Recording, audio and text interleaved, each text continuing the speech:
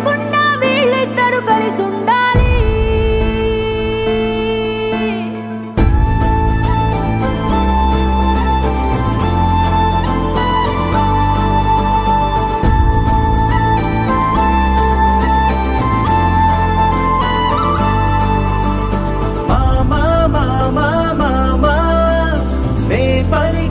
తొలి పదమా నాకే దొరికిన వరమా, నాకై నిలిచిన బలమా, నీ కారి అడుగుల్లో ఉంది నా గుడి, నీ నోటి పలుకుల్లో ఉంది నా బడి, పుడుతూనే నీ ఒడిలో పాపనై పడి నీ పేరై మోగింది